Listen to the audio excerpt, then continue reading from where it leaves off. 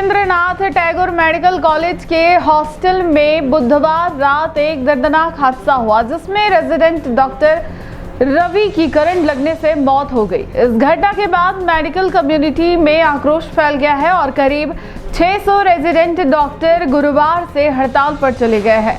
शुक्रवार को भी यह हड़ताल जारी रही जिससे एमबी अस्पताल की ओपीडी और सामान्य सेवाएं बुरी तरह प्रभावित हुई है।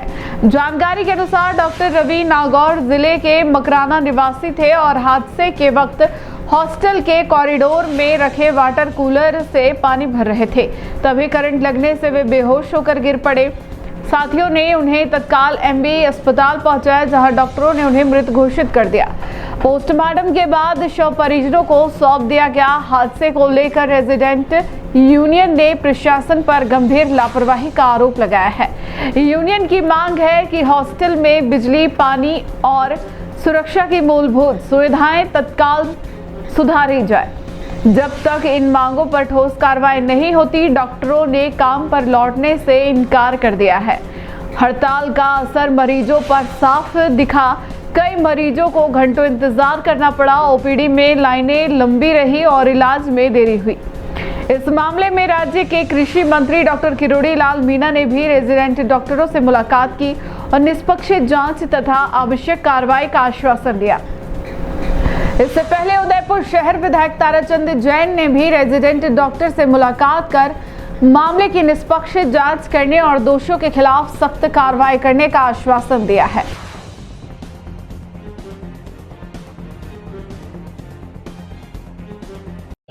जी बस सबसे पहले नाम बताइए। जी मेरा नाम डॉक्टर हितेश शर्मा। मैं यहाँ पे मेडिसिन विभाग में पीजी रेजिडेंट हूँ और वर्तमान में मैं जनरल सेक्रेटरी हूँ उदयपुर रेजिडेंट डॉक्टर एसोसिएशन का। जी हम लोग यहाँ पे धरने में बैठे हुए हैं, कल से बैठे हुए हैं, जो कि सभी को पता है कि हमारे जो साथी थे, हमारे डॉक्टर रवि शर्मा की जो दुखदायी घटना में जो मृत्यु हुई है, उस कारणवश हम ये मजबूर होकर यहाँ बैठना पड़ा।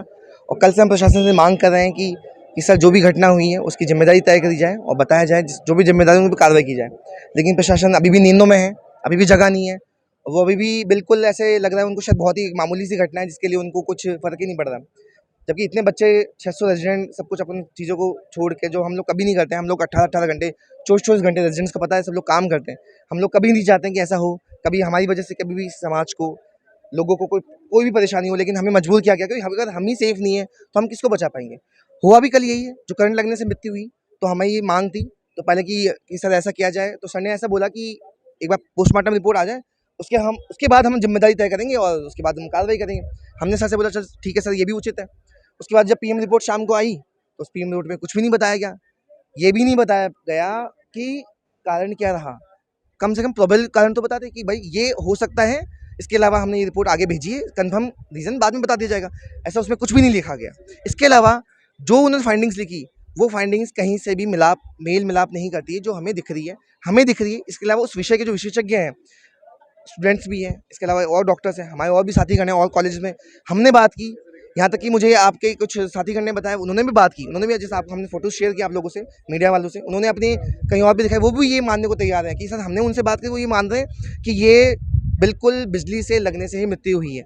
जो दिख रहे हैं, जो घाव दिखते हुए घाव हैं, उन्होंने कुछ घाव को बताया नहीं है, कुछ निशान को लिखा नहीं है। हमने कल जब पूछा उनसे कि सर ये तो बता सकते हैं आप, ये तो लिखा है नहीं, तो उनका एक जवाब, हमको जो लिख के देना था हमने दे दिया है, बस।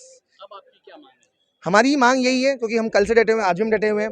हमारी मांग यही है, पहली मांग जो सबसे बड़ी मांग है कि बिजली के करंट लगने से एक डॉक्टर की जब मृत्यु हुई है, मैं तो कहता हूं डॉक्टर के इंसान की मृत्यु हुई है, तो उसकी लापरवाही तो बताई जाए, कौन उसकी लापरवाही था, उसकी जिम्मेदारी तय की जाए।